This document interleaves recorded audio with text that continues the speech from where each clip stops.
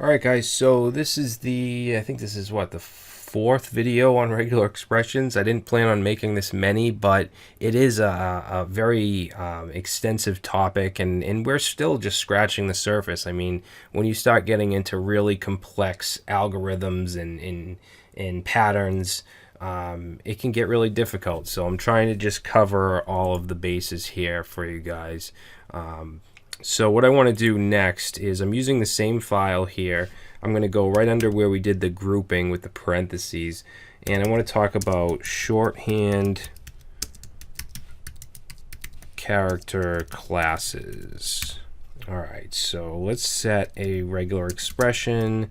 Set it to our backslashes here, and the first one we're going to look at is /W. Okay, so this is a word character, and what this is it's an alphanumeric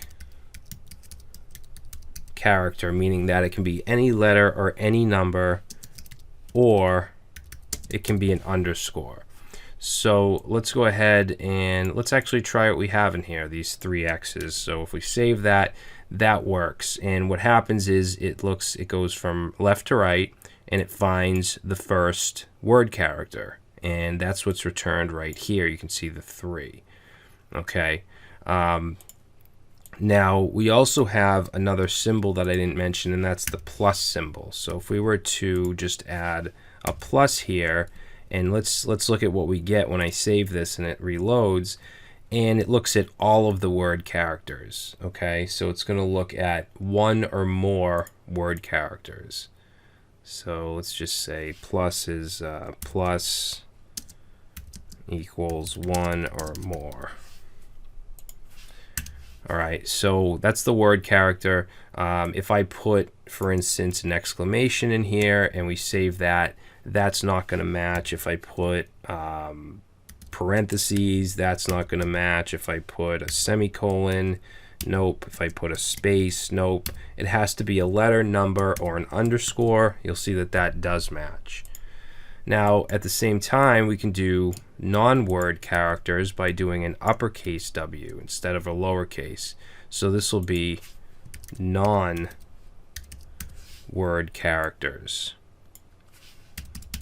All right, so basically anything but a letter, a number, or an underscore. If I go ahead and run it with an underscore, it's not going to match. If I put a letter, not going to match. I put a number, not going to match. I put an exclamation, that will match. Okay, a space, that will match. Anything else will match the non-word character class.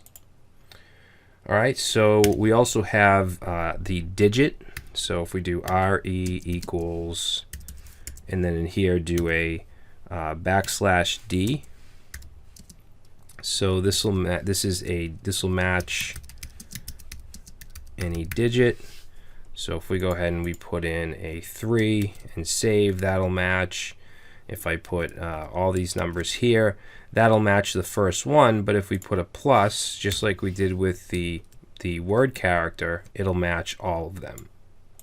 All right. And I just want to have both of those in there, one with the plus, one without it. So we'll say match any digit, 0, one more times. Let's see, what else do I want to do here? Let's do a non-digit. So just like we have non-word characters with the capital W, we can do non-digits with the capital D.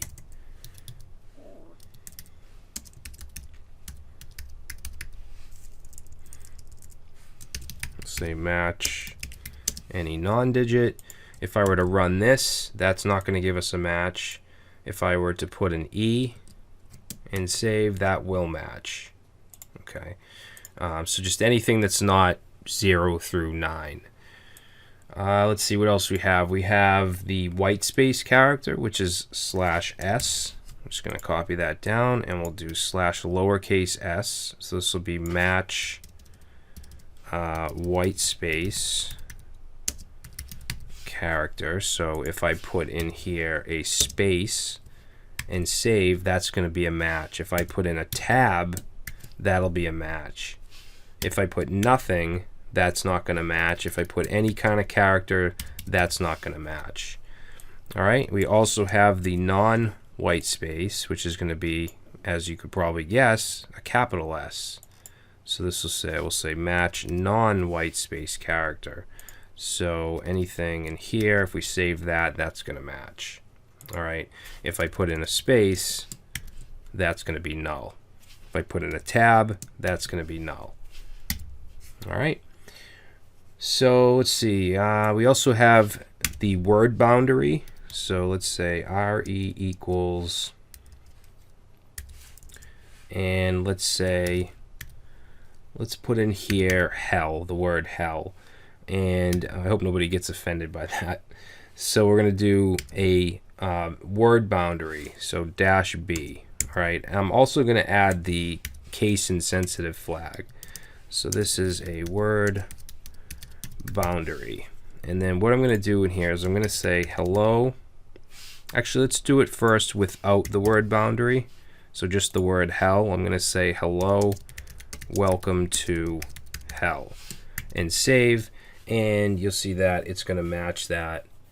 It's going to start with the 0 index, which is right here, because it's matching this. All right, now let's say that we just want to look for the word hell. We don't want to look for a word that has those characters inside of it, like hello. We want the actual word. So that's where we would use a word boundary. So we could say -b and save. And now if you look down here, the index is at 18, so it starts here. It's not finding it here in hello because it's not a word boundary. It's just a word inside of a word. All right, so that's what we would do if we wanted to use a word boundary. All right, now the last thing I want to talk about is assertions. Okay, so assertions are kind of like conditionals. So I'm going to say RE equals, and in here I'm going to say X, and then open some parentheses, and I'm going to put a question mark equals Y. So I know that this looks a little weird, but what this means is that it's going to match X only if it's followed by Y. Okay, so let me give you an example down here. Let's just say we'll just put an X. So let's save that, and that does not match, okay? And I could put an X just anywhere. So we'll put an X in here and save. That doesn't match. But if that X is followed by a Y and we save, that's going to match. All right, so you can do little conditionals like that. Now, if you want to do the opposite and say match X only if not followed by a Y, then we could put an exclamation right here, which usually means not anyways in programming. So if we go ahead and save this, it's going to be null because it is followed by a Y. But if I get rid of that Y and save, wait a minute. Why is that null? Did I do something wrong here? I did. We want to replace the equals with the not, with the exclamation. So save, and now that works. And if I were to put a Y, then it's null. All right, so those are assertions. Now, there's a lot more you can get into with regular expressions. You can get really, really advanced, but these are all the basics, really. So what I want to do in the next video is I want to take all that we've learned here, all the different character sets, quantifiers, all that stuff, and I want to build a form, a bootstrap form, and add some validation and use regular expressions in all of those validations.